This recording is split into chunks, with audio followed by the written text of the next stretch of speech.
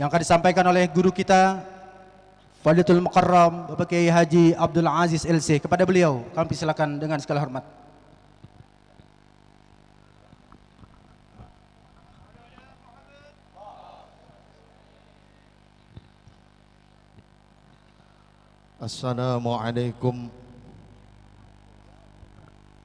Assalamualaikum warahmatullahi wabarakatuh.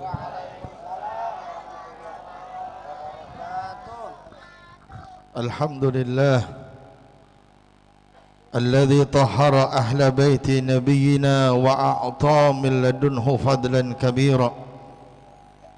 فقال تعالى إنما يريد الله ليذهب عنكم الرجس أهل البيت ويطهركم تطهيرا والصلاة والسلام على من سبها في كفه الحصى سيدنا وحبيبنا وشفيعنا ومولانا محمد وعلى آله وصحبه وسلم تسليما كثيرا. أما بعد فقد قال رسول الله صلى الله عليه وسلم من أراد التوسل وأن يكون له يد أشفع له بها يوم القيامة فليصل أهل بيتي ويدخل السرور إليهم أو كما قال رسول الله صلى الله عليه وسلم.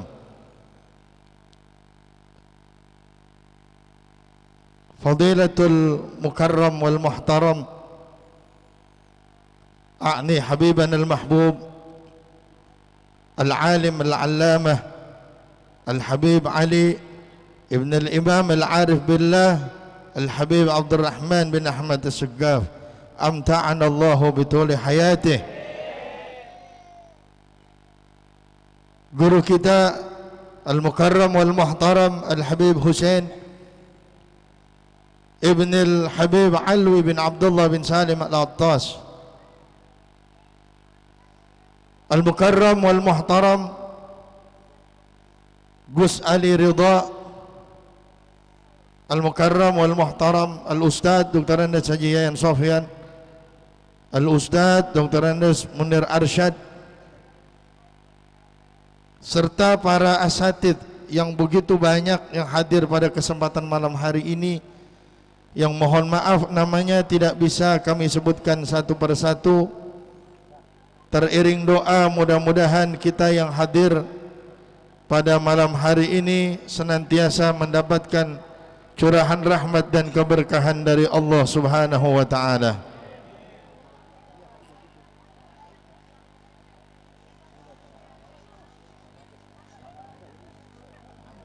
Mustafa Adil, naam. Ahlan wa sahlan. Ahlan.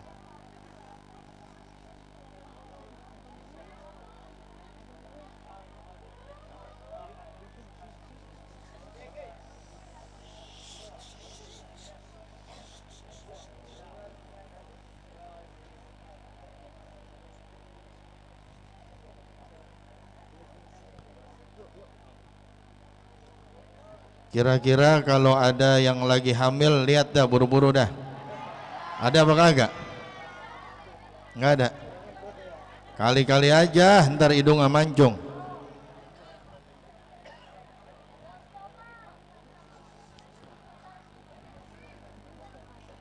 Hadirin sekalian, saya tidak panjang lebar. Yang pertama, mengingatkan diri saya pribadi dan kita seluruhnya umat Islam bahwa Rasulullah sallallahu alaihi wasallam adalah makhluk yang suci. Rasul sallallahu alaihi wasallam adalah makhluk yang terpilih, makhluk yang tidak ada celaknya, makhluk yang sempurna yang diciptakan oleh Allah Subhanahu wa taala. Beliau yang membawa syariat Allah, beliau yang membawa wahyu dari Allah, bahwa apa yang dibawa oleh Nabi dan apa yang disampaikan oleh Nabi itu pasti benarnya 100% dari Allah Subhanahu wa taala. Itu yang pertama. Yakin apa enggak? Yakin enggak? Karena kalau kita tidak yakin beliau orang yang suci, orang-orang di luar Islam nanti akan membuat keraguan di dalam hati kita. Beliau tidak pernah terlahir dari leluhur-leluhur yang tidak baik. Semuanya leluhur-leluhur beliau adalah pilihan dari Allah Subhanahu wa taala.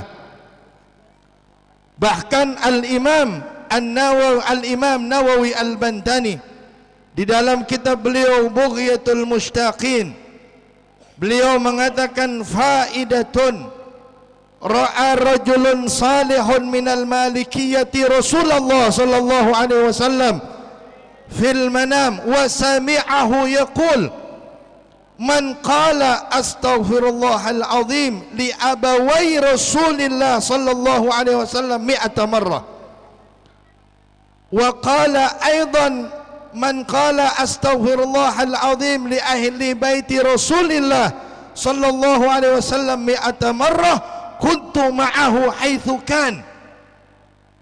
Rasul sallallahu alaihi wasallam di dalam mimpi yang pernah bermimpi adalah orang yang saleh dari mazhab Maliki. Beliau mengatakan bahwa beliau mendengar Rasulullah sallallahu alaihi wasallam bersabda, barang siapa yang mengatakan, barang siapa yang membaca astaghfirullahal azim li abawai Rasulillah sallallahu alaihi wasallam 100 kali, dan dia mengatakan astaghfirullahal azim li ahli baiti Rasulillah sallallahu alaihi wasallam 100 kali, setiap hari dia baca, kata Rasul, aku akan bersama dia dimanapun dia berada. Jadi ayah dan ibunya Rasul dan leluhurnya Rasul sallallahu alaihi wasallam merupakan orang-orang pilihan Allah Subhanahu wa taala. Yang kedua, saya mengingatkan diri saya dan seluruh umat Islam, jangan sampai melakukan penghinaan terhadap ulama. Hormati ulama, terutama mereka yang berasal dari zuriyahnya Nabi kita Muhammad sallallahu alaihi wasallam. Kenapa? Karena orang-orang yang memusuhinya, orang-orang yang menghinanya, mereka sesungguhnya menghina Nabi kita Muhammad sallallahu alaihi wasallam. Al-Imam Abu Laith radhiyallahu an yang dikutip oleh Syekh Ma'ruf Bajamal dalam Maqalun Nasihin bihifdzi syara'i'id din, beliau mengatakan, ala tara annal insana la yakfuru bil ma'siyah wa innama kafara bitarkil hurmah. Bukankah kau tahu, ini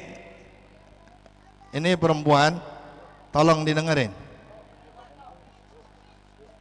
Seseorang, kita nih orang-orang Islam, kalau kita berbuat maksiat, misalnya ada orang Islam mencuri, maka orang itu tidak dianggap kafir, hanya dianggap berdosa. Kalau ada orang Islam yang berzina, dia dianggap dosa, dia belum dianggap kafir. Tetapi kalau dia sampai menghina, kata Al-Imam Abu Laith, menghina Allah Subhanahu wa taala, menghina Rasulullah sallallahu alaihi wasallam, maka orang itu nanti ditakutkan akan mati dalam keadaan su'ul khatimah. Na'udzubillah min. Kemudian yang berikutnya, hadis yang saya bawakan tadi, man aradat tawassula. Ini saya ngomong begini karena banyak di Facebook, di Twitter dan lain sebagainya orang-orang yang berani menghina Habib Rizik, orang-orang yang berani menghina habaib, orang-orang yang berani menghina ulama. Itu yang dikatakan oleh Nabi, man aradat tawassul, barang siapa yang mau perantara, mencari wasilah, wa ayyakuna lahu yadun indi ashfa'u lahu biha yaumal qiyamah. Barang siapa yang pengen punya jasa, kata Nabi, dengan jasanya itu nanti aku akan memberikan syafaat kepadanya di hari kiamat. Kata Nabi, falyasil ahla baiti, sambunglah kepada keluargaku, kata Rasul.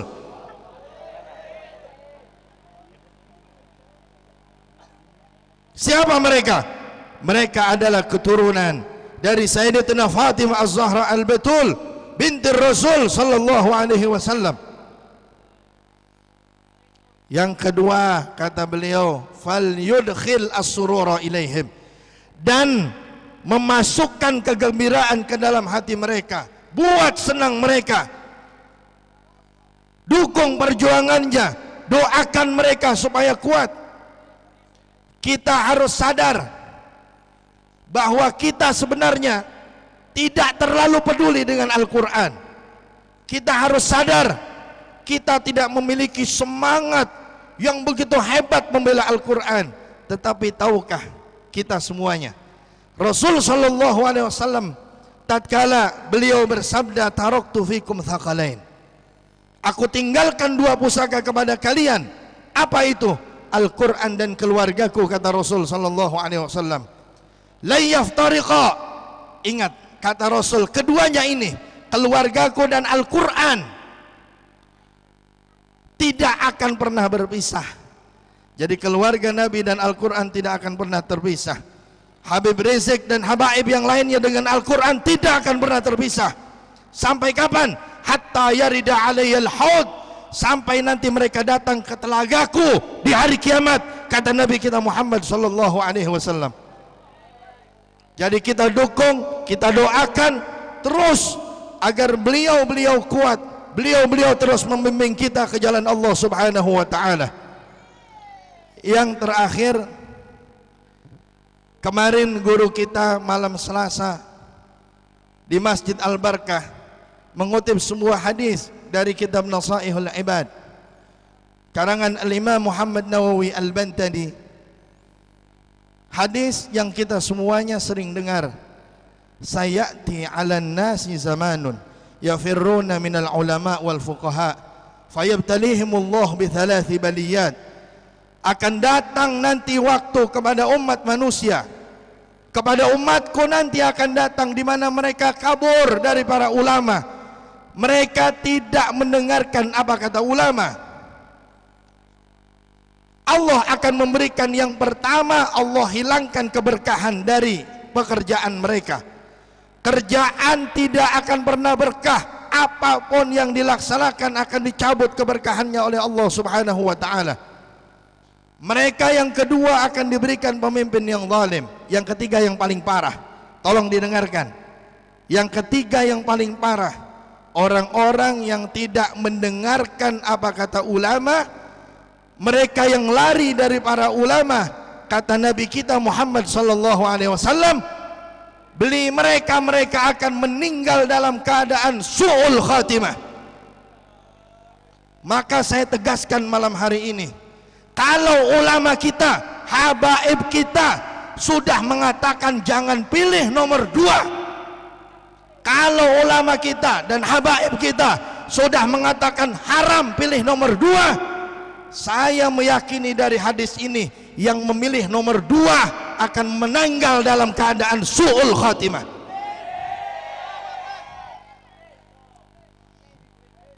Ini saya sampaikan supaya jelas, bukan main-main urusan ini.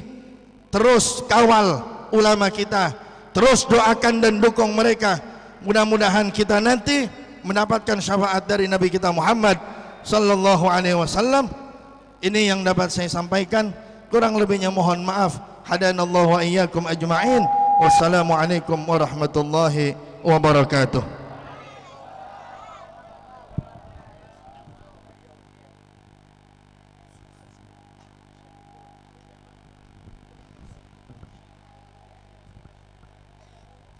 Terima kasih kami sampaikan kepada guru kita Fadilatul Mukarram Bapak Kiai Haji Abdul Aziz yang telah menyampaikan tausiah yang pertama. Mudah-mudahan apa yang beliau sampaikan tentunya motivasi, ajakan yang tentunya dapat kita amalkan.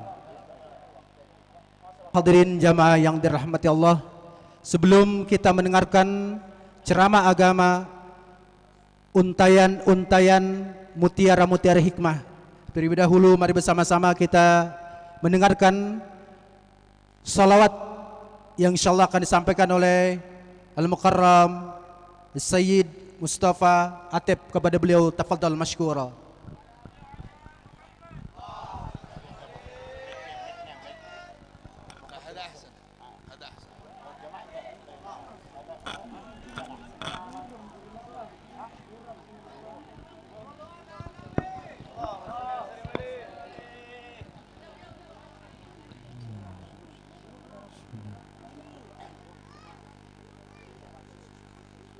بسم الله الرحمن الرحيم إن الله وملائكته يصلون على النبي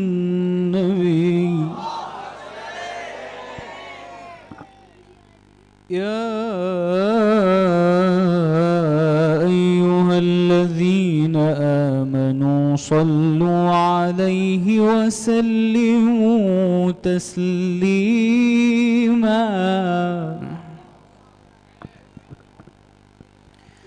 صلوا عليه وسلموا تسليما كيما تنالوا جنة ونعيما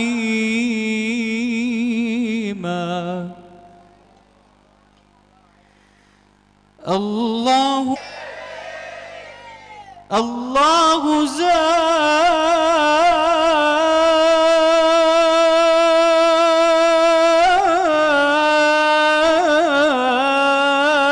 زاد محمدا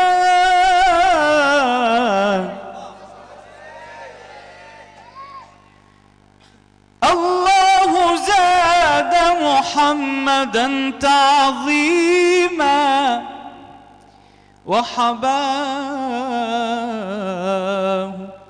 فضلا من لدنه عظيما صلوا عليه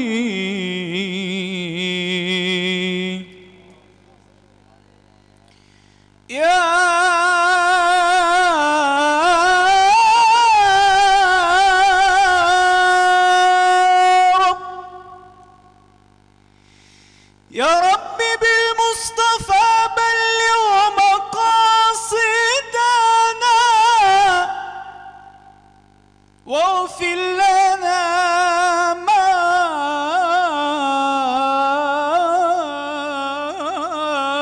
مضى يا واسع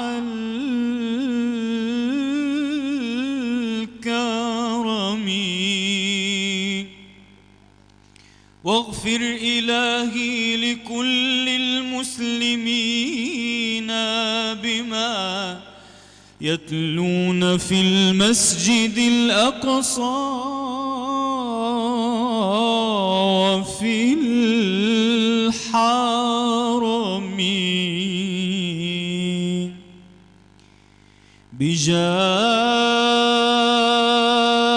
بجاه من بيته في طيبة حرم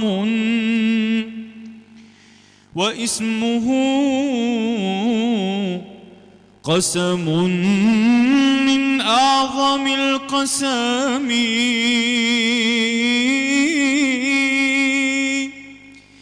فمبلغ العلم فيه أنه بشر فمبلغ العلم فيه أنه بشر وأنه خير خلق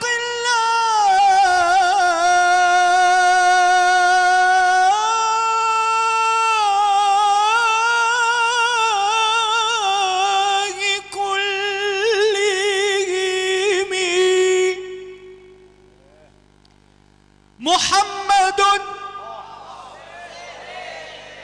محمد محمد محمد سيد الكونين والثقلين والفريقين من عرب ومن عجم. محمد سابق المعروف جامع. محمد محمد محمد محمد خير من يمشي على قدمه. محمد تاج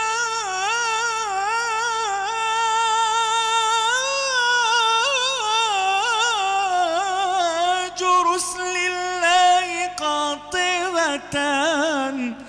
محمد ضيفه والله لم يضامي. محمد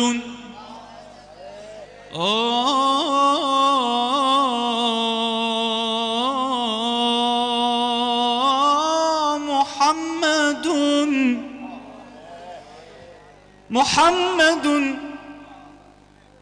محمد سيد الأعراب والعجم. محمد خير من يمشي على قدمه. محمد رويت بالنور طينته.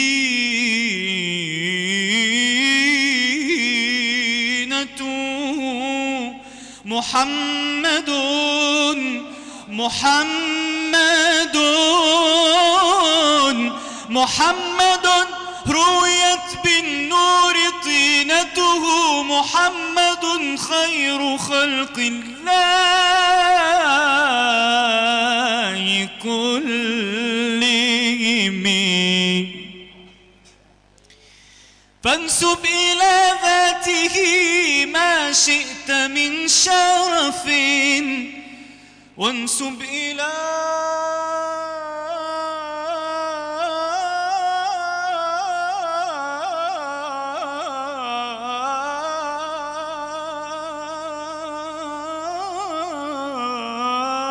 قدره ما شئت من عظم. هم بالحبيب محمد وذويه.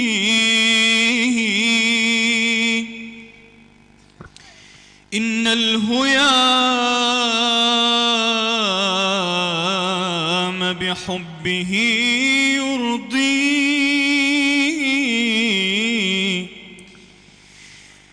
إن مات جسمك فالهوى يحييك.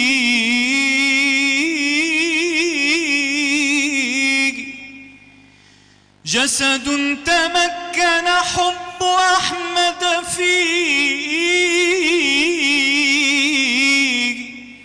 تالله إن الأرض لا لا لا لا لا لا لا لا لا لا لا لا لا تبليه. أو كيف يبليه التراب. أو كيف يبليه التراب وحبه في قلبي ومديحه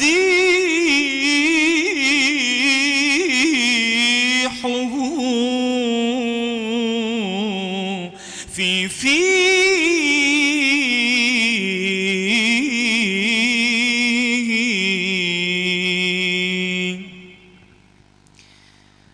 قمرون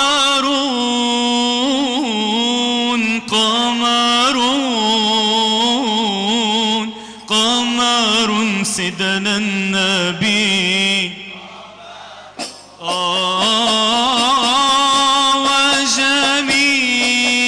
وجميل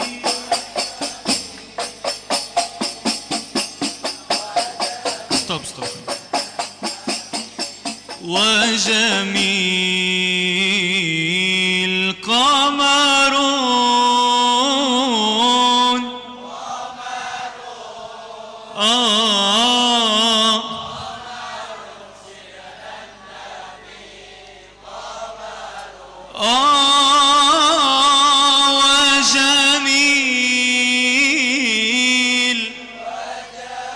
وجميل وجميل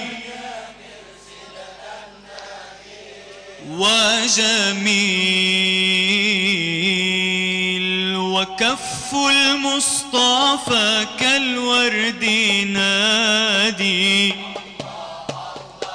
وعطرها يبقى إذا مست أيادي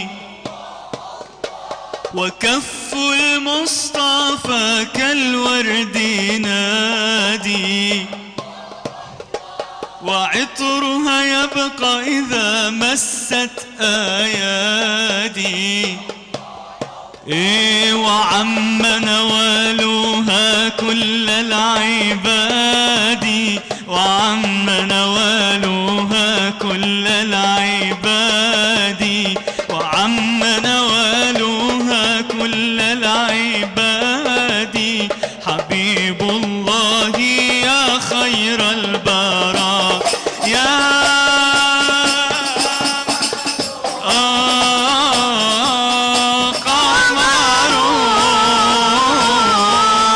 قمر سيدنا النبي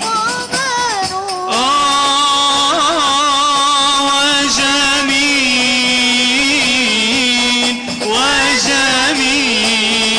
وجميل وجميل سيدنا النبي وجميل ولا ظل له بل كان نورا تنال الشمس منه والبدورا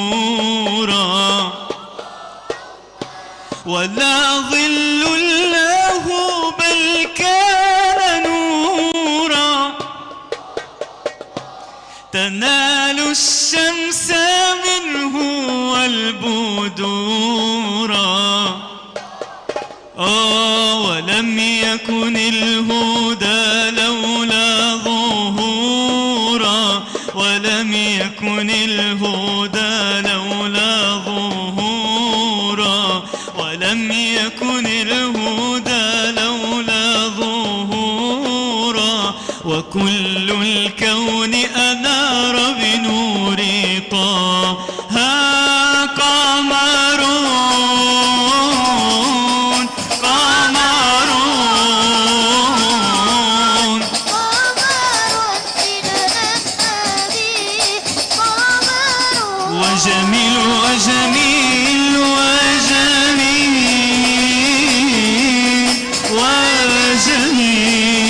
وجميل وجميل سيدنا النبي وجميل وريق المصطفى يشفي العليلا وعين علي فخذها دليلا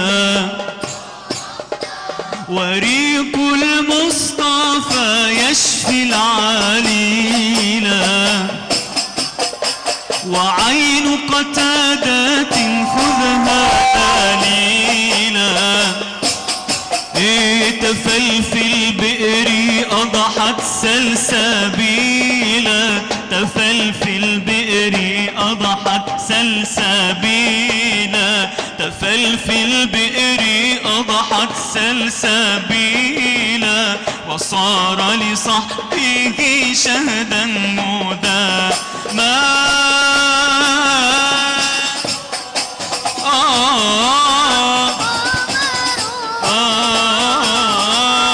قمر سيدنا النبي قمر وجميل وجميل وجميل وجميل وجميل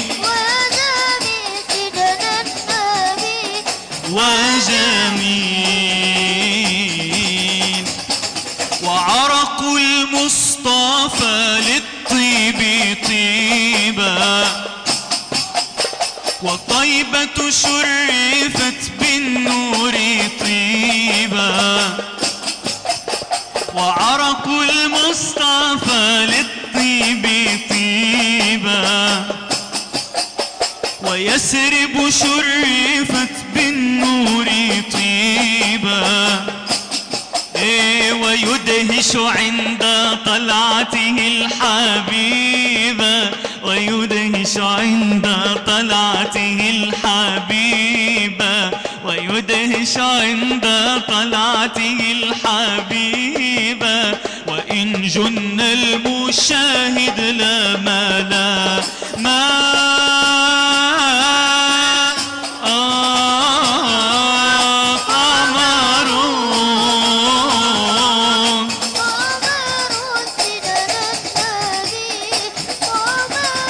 وجميل وجميل والله جميل، وجميل وجميل سيدنا النبي وجميل، وصدر المصطفى عرش استوائي،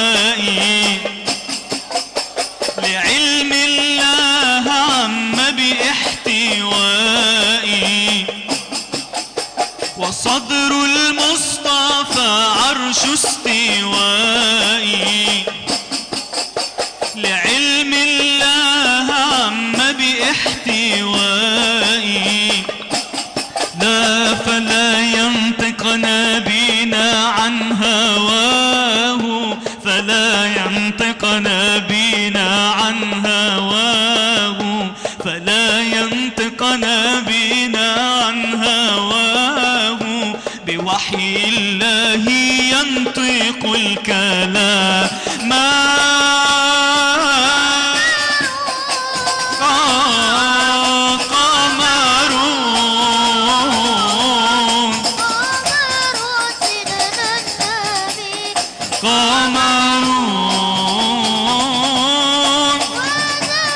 وجميل وجميل وجميل وجميل وجميل قمرون قمرون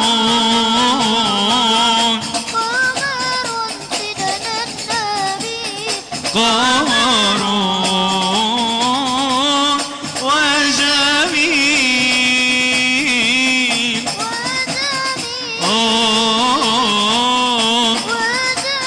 سيدنا النبي وجميل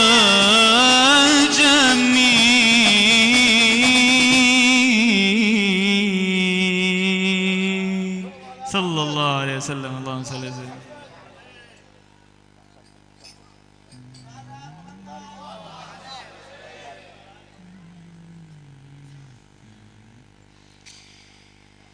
قل للذين تقدموا قبلي ومن بعدي ومن أضحى لأشجاني يرى زدني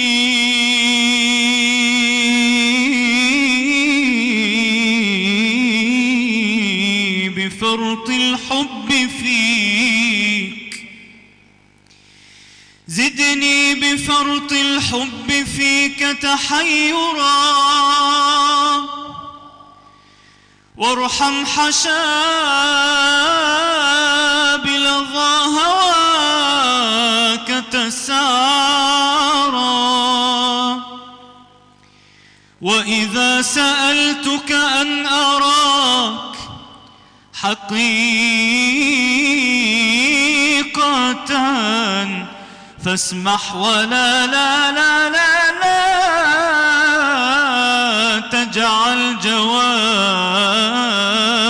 لن ترى. يا قلب أنت وعدتني في حبهم صبرا، فحاذر أن تضيق وتتشرى.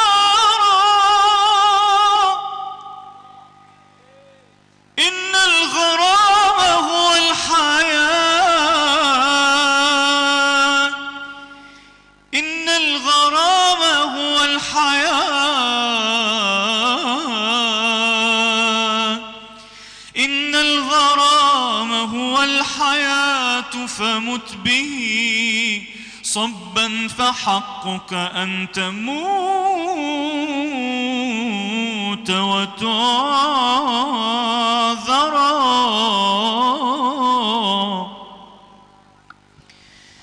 قل للذين تقدموا قبلي ومن بعدي ومن أضحى لأشجاني يرى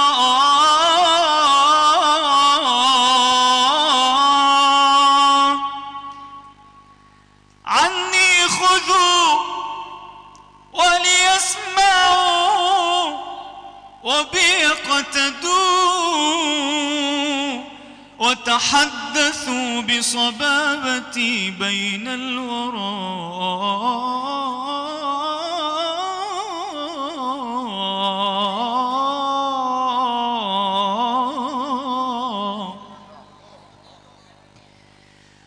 ولقد خلوت مع الحبيب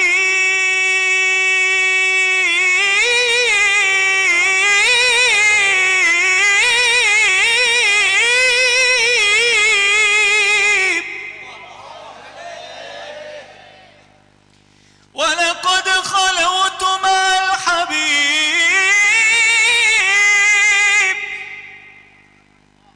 وبيننا سر أرق من النسيم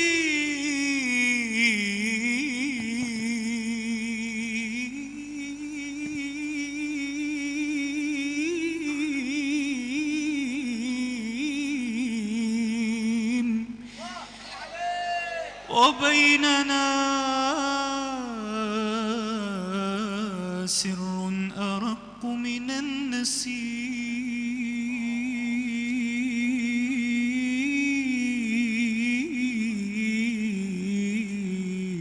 النسيم إذا سرى.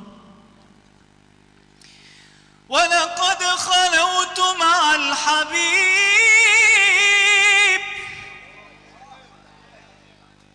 ولقد خلوت مع الحبيب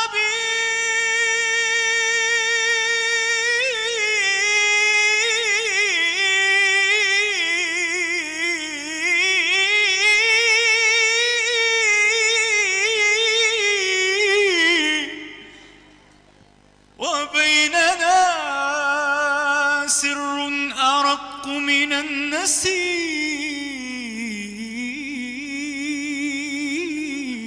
إذا سرى. فأباح طرفي نظرة أملتها فغدوت معروفا وكنت منكرا فدهشت بين جماله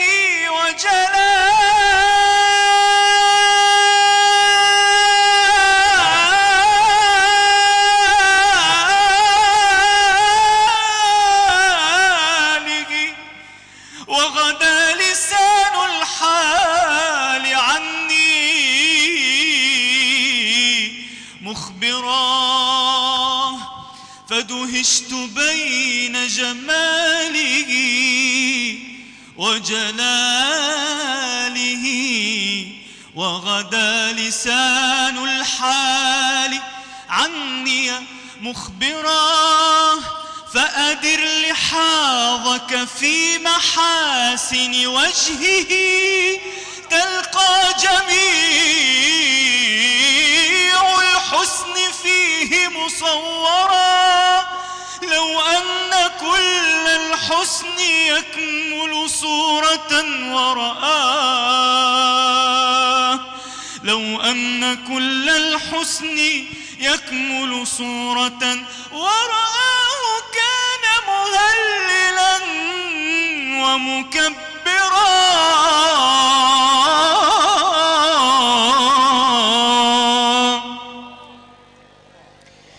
زدني بفرط الحب فيك تحيرا وارحم حشاه وارحم حشاه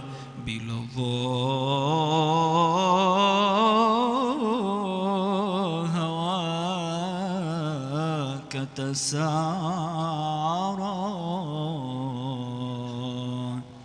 صلوا عليه وسلموا تسليما كيما تنالوا جنة ونعيما. الله زاد محمدا تعظيما وحباه فضلا من لدنه عظيما. صلوا عليه. نقول سما سما. خير البرية نظر إلي، خير البرية نظر إلي، ما أنت إلا يا سيدي كنز العطية، ما أنت إلا يا طه كنز العطية. خير البرية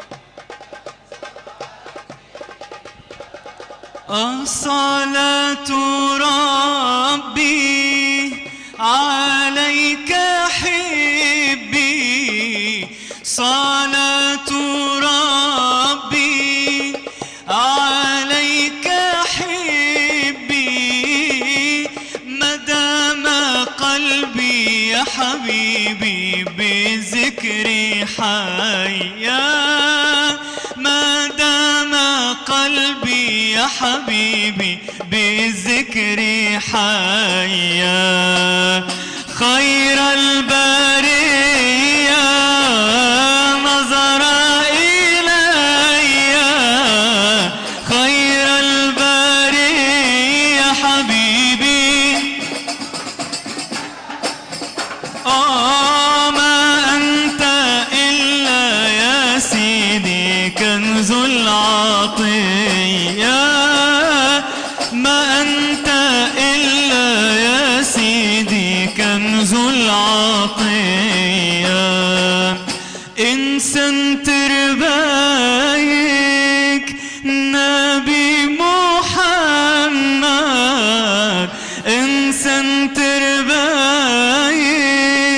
نبي محمد، وجهمو إن دباقيكن بولن purnama، wajahmu indah bagaikan bulan purnama.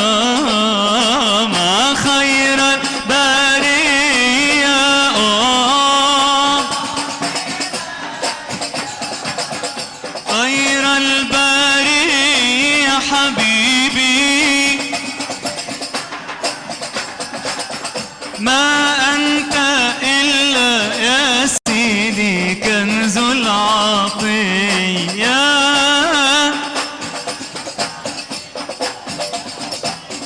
kanzul atiyah. حاشاك تغفل عنا وتبخل، حاشاك تغفل عنا وتبخل، يا خير مرسل يا حبيبي نظر إلينا، يا خير مرسل يا حبيبي أعطف علينا. حبيبي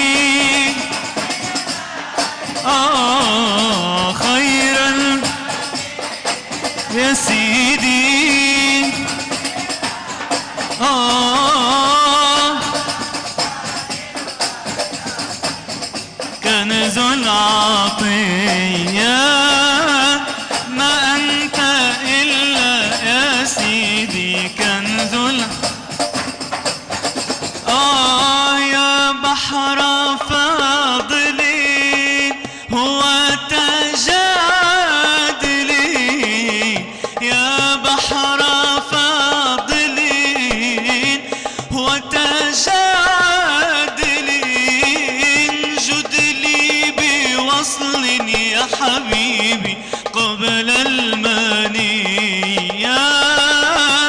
جد لي بوصل يا حبيبي قبل المنية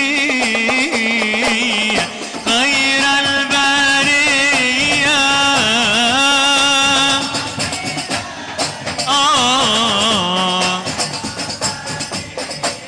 حبيبي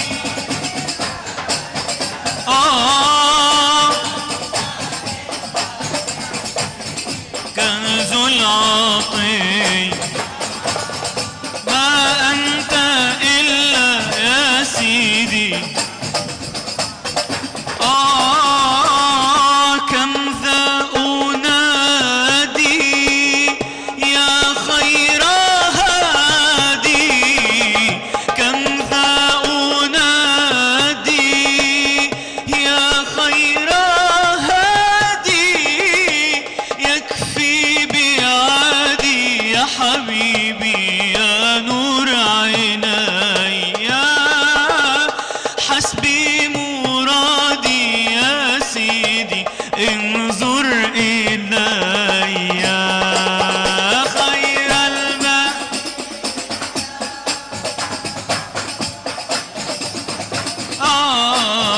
خير البرية نظر إلي ما أنت إلا يا سيدي كنز العطية ما أنت إلا يا سيدي كنز العطية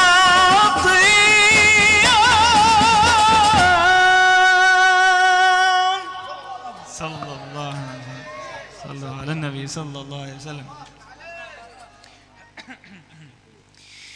يا إمام الرسل يا سندي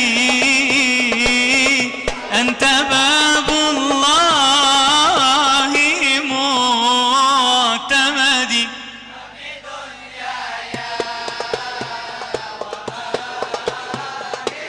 الله الله الله الله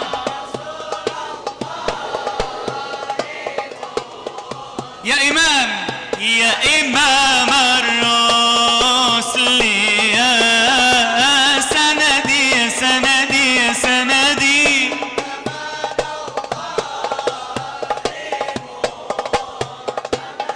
ففي دنياي وآخرتي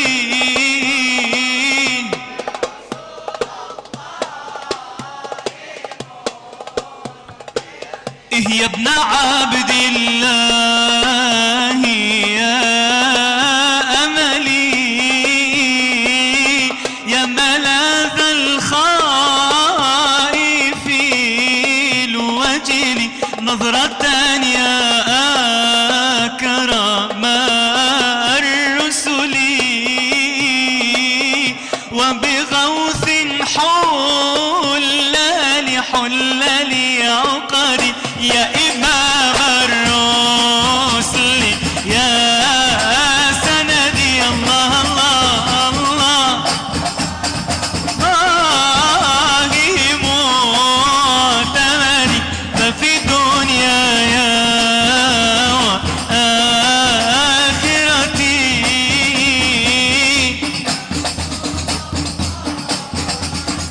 خذ بيدي ما رأت عين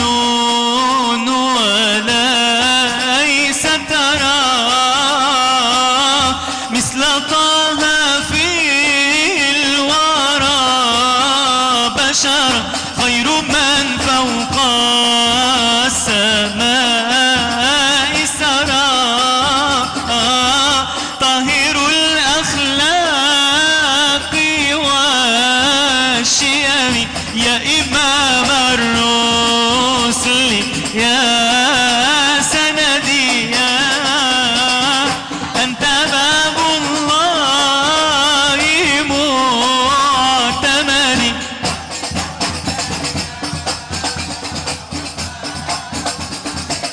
الله الله الله الله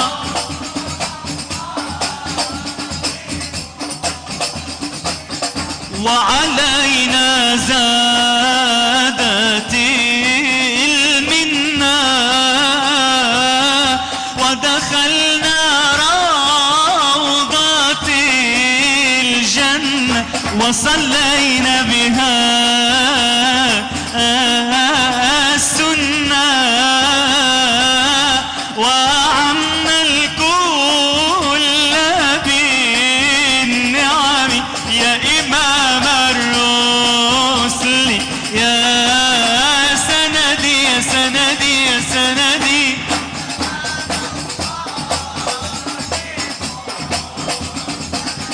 ففي دنياي وآخرتي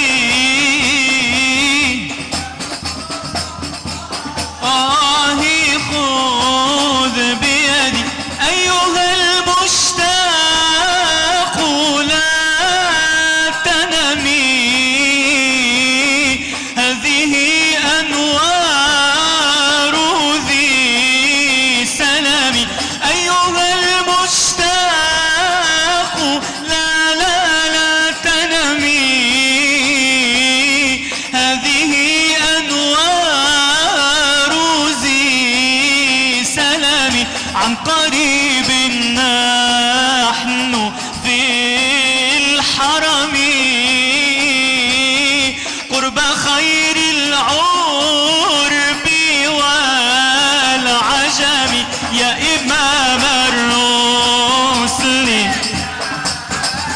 يا إمام يا سندي أنت باب الله معتمدي ففي دنياي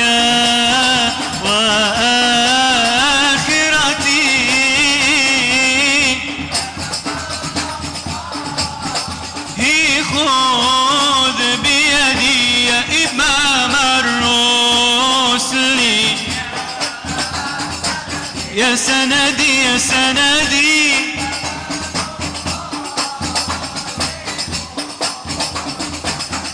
ففي دنياي وآخرتي يا رسول الله خذ بيدي قسما بالنجم حين هوى ما المعافى والسقيم سوى فاخلع الكونين عنك سوى حب مولى العرب والعجم يا إمام الرسل يا سندي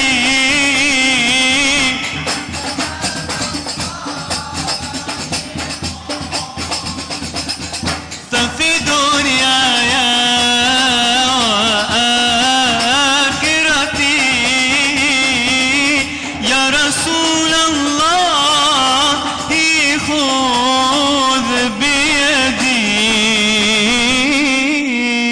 بيدي اللهم صل عليه ليلة مباركة سيدي ليلة مباركة بكم ومجوبتكم آمين يا رب العالمين ظهر الدين المؤيد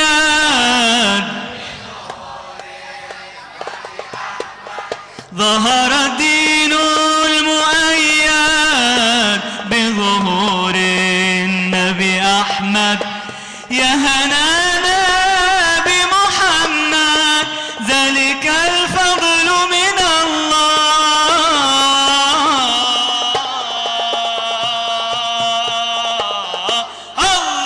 يا هنانا يا هنانا يا هنانا يا هنانا يا هنانا يا هنانا يا هنانا يا هنانا ظهر الدين المؤيد بظهور النبي أحمد ظهر الدين المؤيد بظهور النبي أحمد يا هنانا بمحمد ذلك الفضل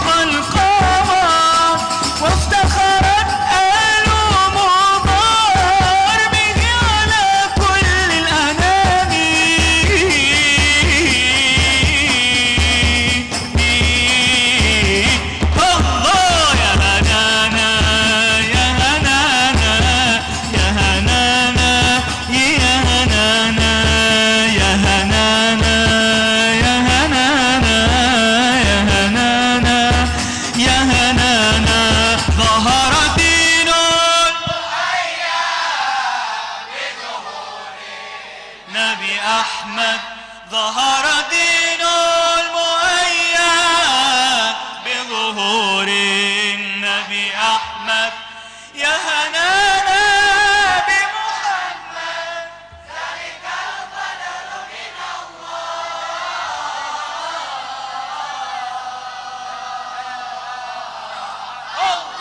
يا هنانا يا هنانا يا هنانا يا هنانا يا هنانا يا هنانا يا هنانا يا هنانا صلوا على خير الأنام المصطفى بدر التمام صلوا عليه وسلموا يشفع لنا يوم الزحام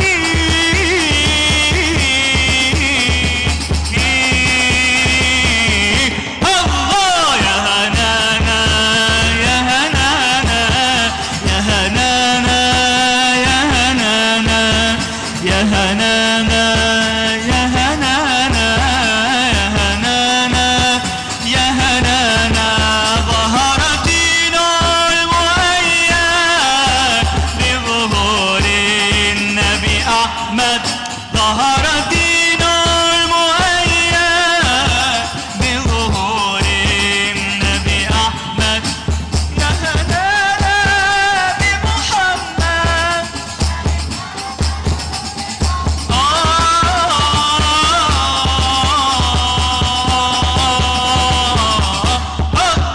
يا هنانا يا هنانا يا هنانا يا هنانا يا هنانا يا هنانا يا هنانا يا هنانا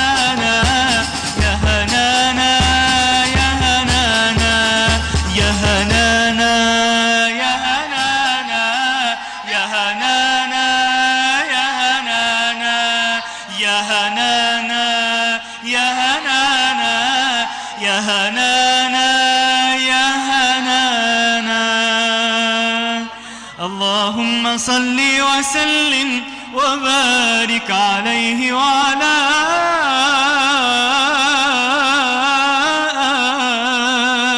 آله صلى الله عليه وسلم.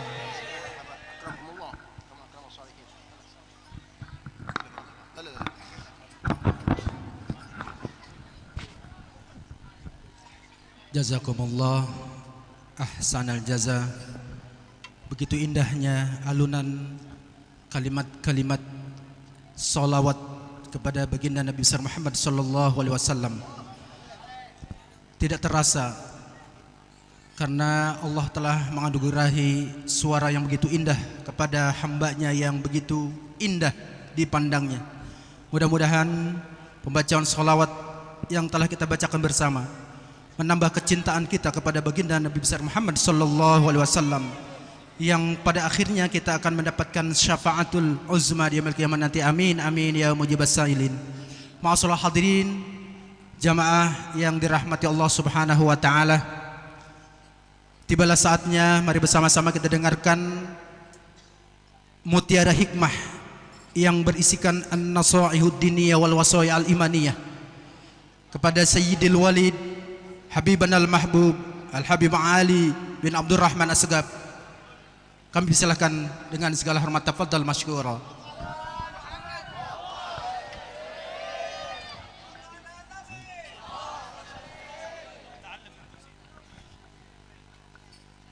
Assalamualaikum warahmatullahi wabarakatuh.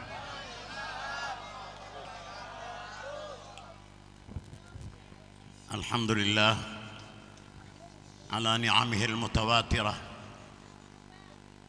wa minanihi al-ghamirah wa ayadihi al-mutakathirah. Wassalatu wassalamu ala sayyidi ahli ad-dunya wal akhirah سيدنا ومولانا محمد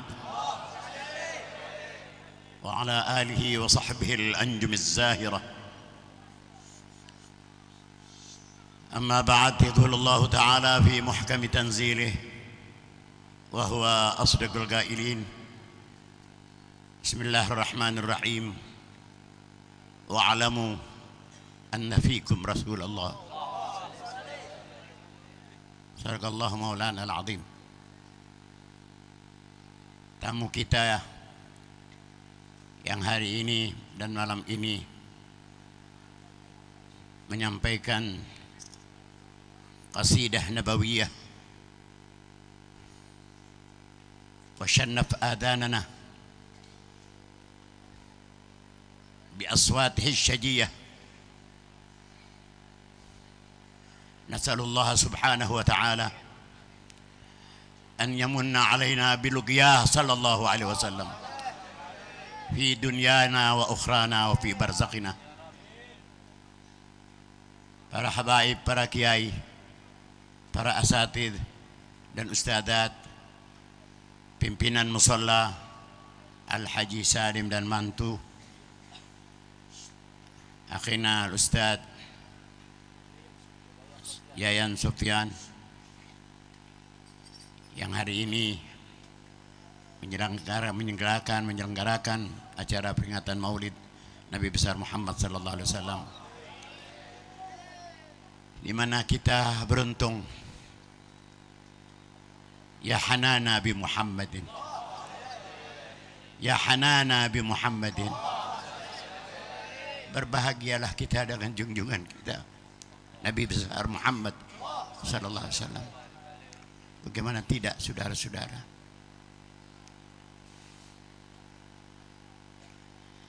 Nabi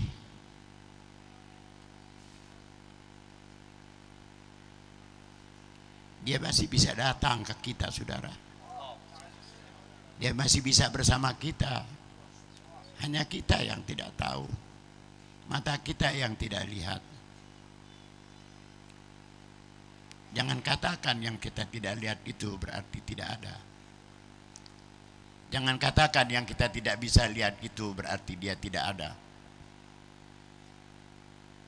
Berbahagia saudara, kita telah dikumpulkan malam ini. Tidak lagi seperti saudara-saudara yang lain. Mereka berkumpul untuk tidak berselawat kepada Nabi. Tidak untuk berselawat kepada Nabi. Tapi kita berkumpul malam ini untuk berselawat kepada Nabi besar kita Muhammad. Qala Rasulullah, thalathatun in ashu ashu su'ada, wa in matu matu syuhada. Kata Nabi, ada 3 kelompok manusia, kalau mereka hidup, mereka akan hidup bahagia. Siapa yang pertama? Al-mukthir minas salah wassalami alaih. Orang yang banyak bersalawat dan memberi salam kepada junjungan kita Nabi besar Muhammad. Sudah berapa banyak kita bersalawat kepada Nabi malam hari ini? Salawat 3 kali saja satu hari melebur dosa hari itu. Bersalawat 3 kali bersalawat kepada Nabi 10 kali melebur dosa 40 tahun lamanya. Begitu dicatatkan dalam kitab Unwanud Darab, dalam kitab Sabir, dalam kitab Al-Mustatraf fi kulli fannin mustadraf di Syekh Ahmad Syahabuddin. Begitu dicatatkan oleh beliau keterangan dari Nabi besar kita Muhammad sallallahu alaihi wasallam. Ada orang di zaman Habib Ali Kuitang, dia cinta betul kepada para habaib, kepada para kiai. Dari cintanya, tidak boleh lama-lama tidak ketemu Habib Ali Kuitang. Karena tugas beliau sebagai seorang mayor jenderal. Ini kejadian 40 tahun yang lalu kurang lebih. Lebih bisa, kurang tidak. Dia bertugas di Sumatera Barat. Saat dia bertugas di rumahnya, dia dibayang-bayangi oleh kedatangan Habib Ali bin Abdurrahman Al-Habsyi. Terlihat dia ada di ruangan tengah, Habib Ali keluar dari kamarnya. Kalau dia sedang ada di kamar, Habib Ali terlihat mundar-mandir di ruangan tengahnya. Hatinya ndak enak, ada apa ini kok kelihatan Habib Ali Kuitang saja. Dia pun berkata kepada istrinya, saya mau ke Jakarta, saya mau lihat Habib Ali, mungkin ada apa-apa ini dengan Habib Ali. Kita sampai di Jakarta, tidak lama Habib Ali-nya datang. Habib Ali datang, Habib Ali Kuitang datang dengan menggunakan mobil dot hitam. Sekarang mobil dot mungkin nggak ada. Assalamualaikum. Waalaikumsalam. Kata Haji Adam, namanya Mayor Jenderal Haji Adam Syamsul Bahri, orang dari Purwakarta. Ya Allah Habib, saya baru datang mau ke rumah Habib. Tidak, Haji Adam, saya sengaja datang mau mendoakan Haji Adam. Biar saya baca Fatihah, mudah-mudahan Haji Adam, istri dan anak Allah Ta'ala kasih selamat dunia akhirat. Kemudian saya pamit Haji Adam, jangan Habib, minum-minum dulu. Walaupun istri saya ada di daerah Sumatera Barat, biar kita duduk minum-minum dulu. Tidak Haji Adam, saya harus pulang. Nanti Habib saya yang antar. Tidak Haji Adam, ada saya bawa mobil dengan supir. Keluar, diantar, supir datang, berangkat. Sampai pulanglah Habib Ali ke Kuitang. Haji Adam tidak enak. Kok Habib Ali ini cepat betul pulangnya. Dia pun nyusul ke Kuitang untuk bincang-bincang lebih banyak dengan Habib Ali. Apa yang terjadi? Ternyata Habib Ali itu sudah ada di atas tempat, di balik dalam keadaan melonjor, keadaan sakit, sudah sebulan tidak keluar rumah, tidak meninggal, sudah tidak bisa jalan. Sudah 1 bulan lamanya. Lalu siapa itu yang tadi datang? Minumnya hanya air zam-zam saja.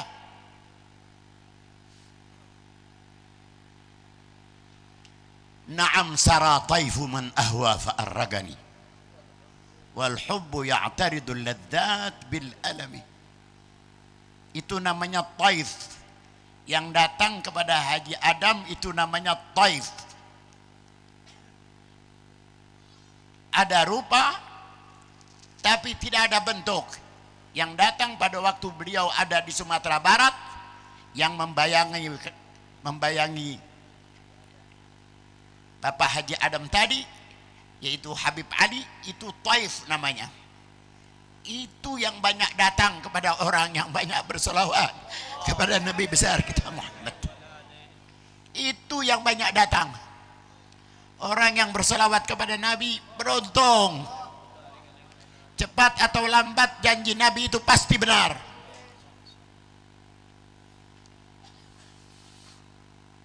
Akhirnya diketahui bahwa Habib Ali memang sudah sakit sejak sebulan. Saudara, kata pengarang Al-Hubbul Khalid, muhibbul mahbub, orang yang bisa mencintai orang yang dicintai oleh Allah, dia bakal dicintai oleh Allah.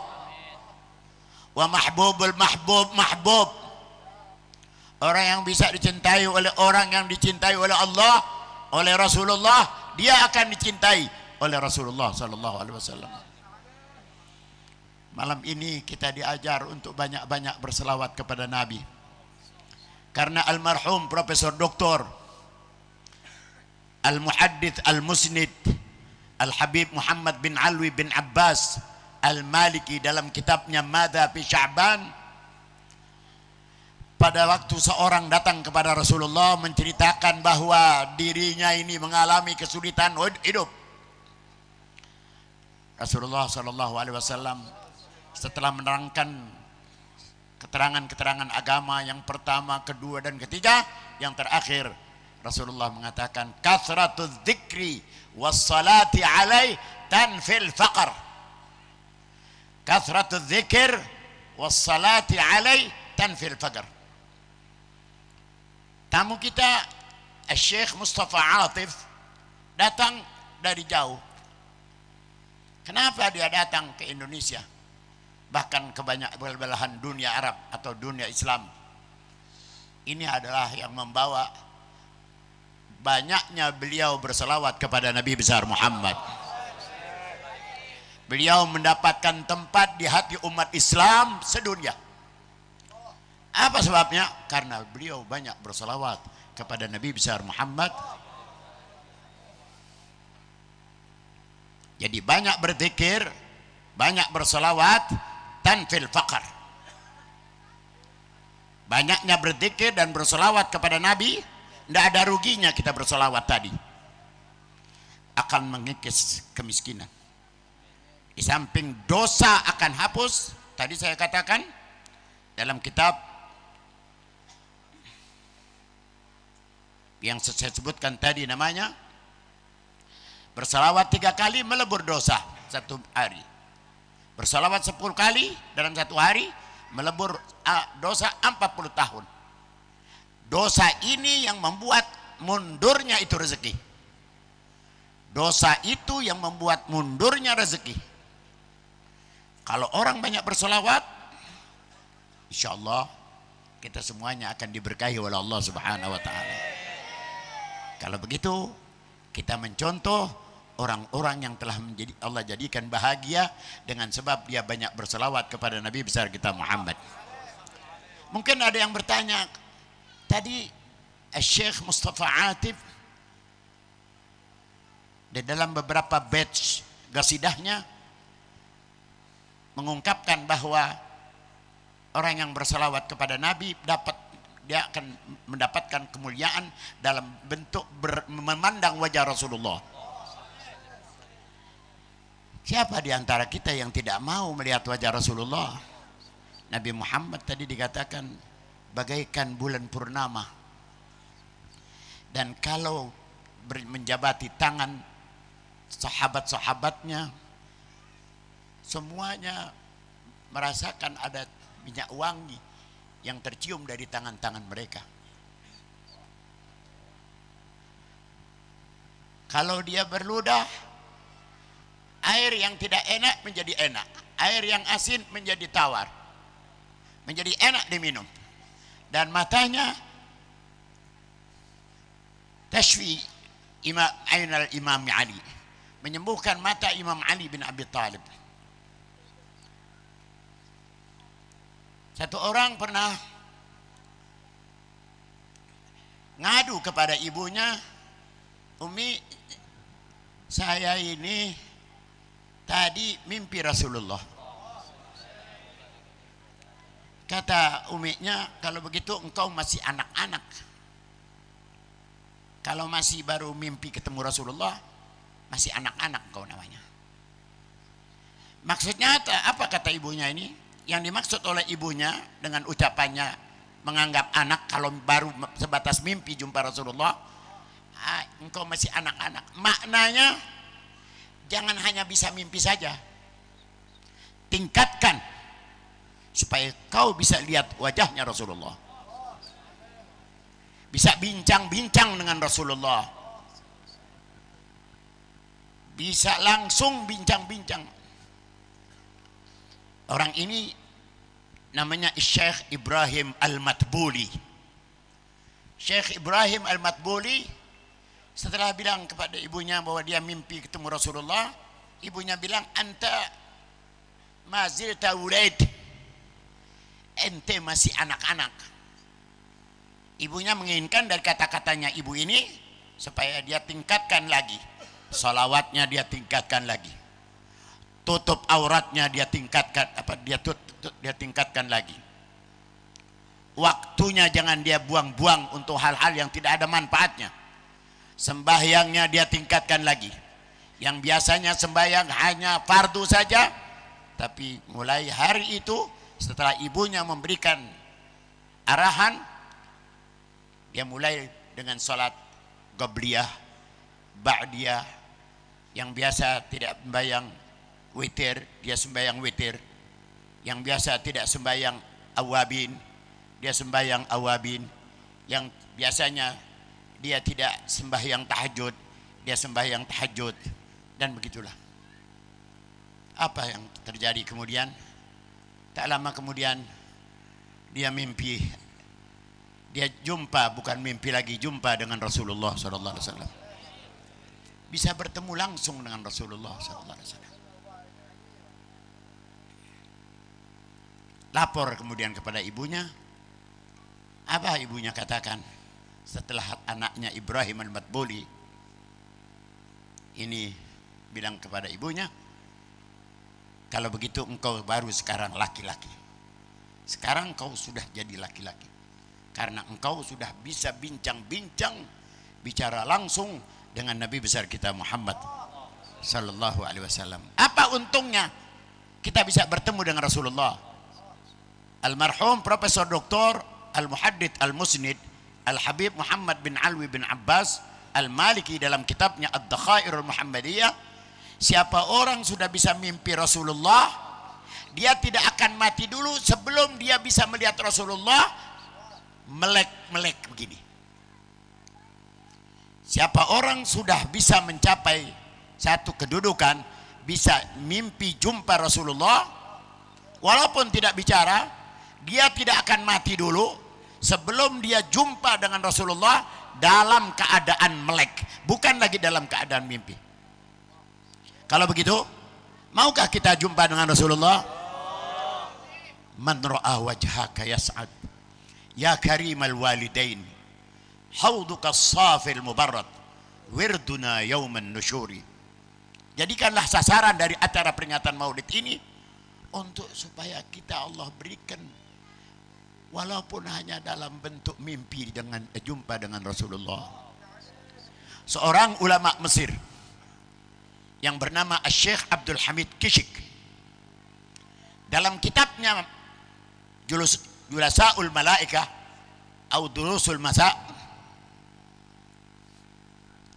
ada memuat nama seorang ulama dan wali.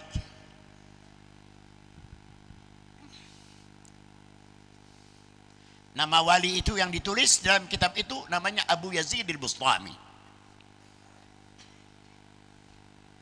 Abu Yazid al-Bustami ini, beliau seorang wali besar, wali kutub.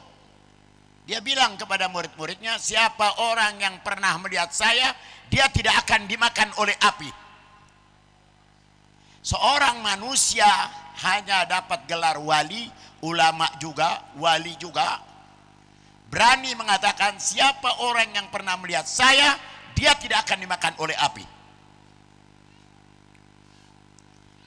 Bagaimana lihat Rasulullah?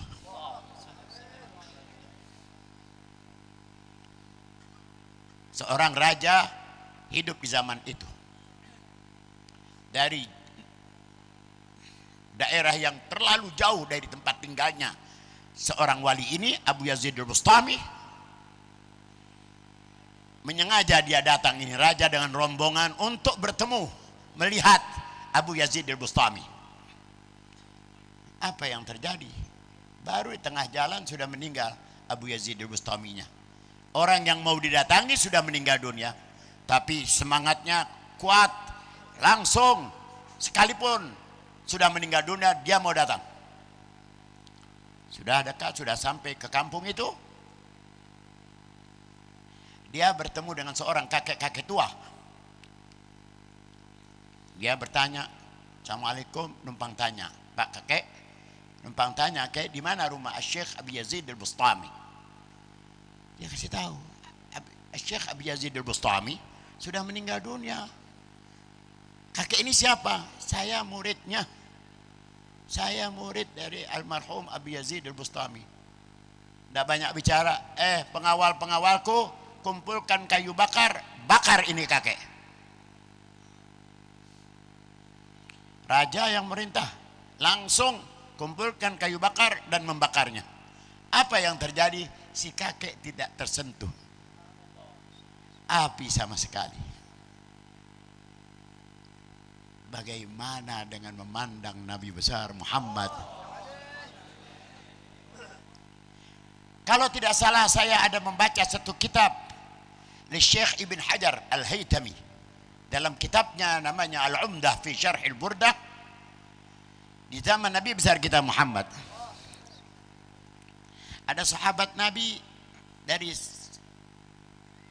senang-senangnya dengan temannya ini, temannya diajak makan di rumahnya. Malam itu malam musim dingin, api penghangat ruangan pun dinyalakan. Makanan tersedia, mereka makan berdua. Sudah makan, sapu tangannya nggak ada serbet yang sudah usang. Serbet pun dikasih kepada tamu. Sang tamu merasa nggak enak menerima serbet yang buruk ini, yang usang ini. Tapi apa boleh buat? Memang nggak ada lagi serbet. Maka sang tamu selesai menggunakan itu serbet, melemparkannya sembarangan begitu saja. Diambilnya oleh tuan rumah, dilemparnya itu serbet ke api yang sedang menyala. Sambil diperhatikan oleh sang tamu, kenapa jadi harus dilempar di api? Kenapa begini? Ternyata itu serbet tidak termakan oleh api, tidak terbakar oleh api. Bertanya sang tamu, baru kali ini aku dapati ada serbet tidak dimakan oleh api, tidak terbakar oleh api. Menjawab tuan rumah, karena lianna hadhil putah lam tahtarik bisabab annaha fi ayamin nabi akhadaha nabi linashib yadah. Kenapa ini serbet tidak dimakan api? Kata tuan rumah, karena ini serbet pernah dipegang, dipakai oleh junjungan kita Nabi besar Muhammad. Kita walaupun sudah tidak bisa berjabatan tangan dengan Rasulullah, usahakanlah apa yang bisa kita lakukan asal Rasulullah senang kepada kita. Malam ini kita kumpul untuk membuat senang hati Rasulullah. Mudah-mudahan kita kumpul sekarang, nanti kumpul di belakangnya Rasulullah, dalam syurganya Rasulullah sallallahu surganya Allah bersama Rasulullah sallallahu alaihi wasallam. Kita doakan tamu Syekh Atib dengan rombongan. Nahna nahutum ala an yad'u lakum wa nad'u lakum an Allah taala yu'id hadhihi almunasabah marrat ma'akum. Paham apa enggak saudara-saudara? Antum paham kalami? Enggak paham. Dan kita doakan juga warga yang di sekitar ini, mudah-mudahan kita diberkahi oleh Allah Subhanahu wa taala. Berkat junjungan kita Nabi besar Muhammad, berkat penyelenggara acara peringatan Maulid pada malam hari ini. Dari saya sekian, ini dari karena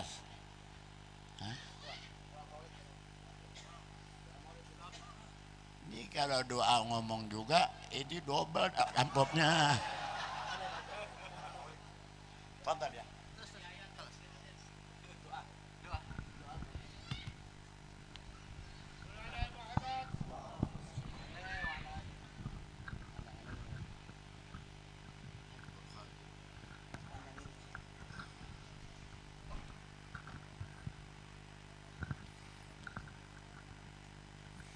بسم الله الرحمن الرحيم الحمد لله رب العالمين ولما نظم الفكر من ضرار الأوصاف محمدية عقودا توجهت إلى الله متوسلا بسيدي وحبيبي محمد صلى الله عليه وسلم يجعل سعي فيه مشكورا وفعلي فيه محمودا وأن يكتب عملي في الأعمال المقبولة وتوجهي في التوجهات الخالصة والصلات الموصولة. اللهم يا من إليه تتوجه الآمال فتعود ضافرة وعلى باب عزته تحط الرحال فتغشاها منه الفيوضات الغامرة. نتوجه إليك بأشرف الوسائل لديك سيد المرسلين عبدك الصادق الأمين سيدنا محمد الذي أمت رسالته العالمين أن تصلي وتسلم على تلك الذات الكاملة مستودعي أمانتك وحفيظ سرك وحامل راية دعوتك الشاملة الأب الأكبر المحبوب لك والمخصص بالشرف الأفخار في كل موطن من موات القرب والمظهر قاسم إمدادك في عبادك وساكي كوس إرشادك لأهل ودادك سيد الكونين وأشرف الثقلين العبد المحبوب الخالص المخصوص منك بأجل الخصائص اللهم صل وسلم عليه وعلى آله وأصحابه وأهل حضرة اقترابه من أحبابه اللهم إنا نقدم إليك جاء هذا النبي الكريم ونتوسل إليك بشرف مقامه العظيم أن تلاحظنا في حركاتنا وسكناتنا بعين عنايتك وأن تحفظنا في جميع أطوارنا وتقلباتنا بجميل رعايتك وحصين وقايتك وأن تبلغنا من شرف القرب إليك وإلى هذا الحبيب غاية أعمالنا وتتقبل منا ما تحركنا فيه من نياتنا وأعمالنا وتجعلنا في حضرة هذا الحبيب من الحاضرين وفي الطرائق اتباع من السالكين اللهم إنا لنا أطماعا في رحمتك الخاصة فلا تحرمنا وظنونا جميلة هي وصيلتنا إليك فلا تخيبنا آمنا بك وبرسولك وما جاء به من الدين وتوجهنا إليك مستشفعين أن تقابل المذنب منا والموسيء والسائل بما سأل والمعمل بما عمل وأن تجعلنا ممن نصر هذا الحبيب ووازره وظاهره وأم ببركة وشريف وجهاتنا أولادنا ووالدينا وأهل كترنا ووادنا وجميع المسلمين والمؤمنين في جميع الجهاد وأدم راية الدين القويم في جميع الأقطار منشورة ومعالم الإسلام والإيمان بأهلها معمورة معنا واكشف اللهم قربة المكروبين واكشف اللهم قربة المكروبين واقضي دين المدينين واغفر للمذنبين وتقبل توبة التائبين وانشر رحمتك على عبادك المؤمنين أجمعين واكفي شر المعتدين وابسط العدل بولاة الحق في جميع النواهي والأقطار وأيدهم بتأييد من عندك ونصر على المعاندين من المنافقين واجعلنا يا رب الحسن الحسين من جميع البلايا واجعلنا يا رب الحسن الحسين من جميع البلايا واجعلنا يا رب الحسن الحسين من جميع وبالحرز المكين من الذنوب وادمنا في العمل بطاعتك وصدقك في خدمتك كائمين وإذا توفيتنا فتوفنا مسلمين مؤمنين واختم لنا منك بخير وصلي وسلم على هذا الحبيب المحبوب للأجسام والأرواح والقلوب وعلى آله وصحبه ومن إليه منسوب وآخر دعوان الحمد لله رب العالمين بالقبول. الفاتحة.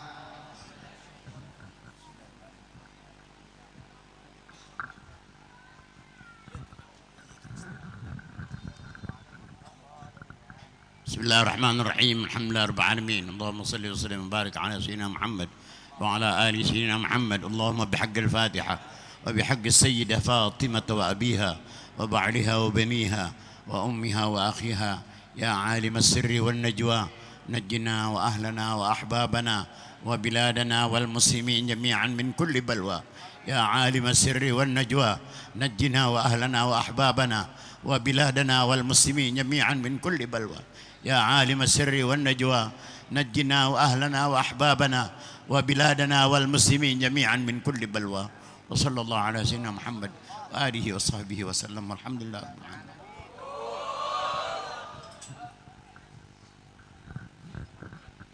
Alhamdulillah, terima kasih kami sampaikan kepada Sayyidil Walid yang telah menyampaikan tausiahnya di hadapan kita dan juga telah ditutup dengan bacaan doa Al-Habib Husain bin Alwi Al-Attas.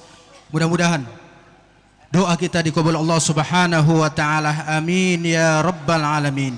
Ma'asal hadirin jamaah yang dirahmati Allah.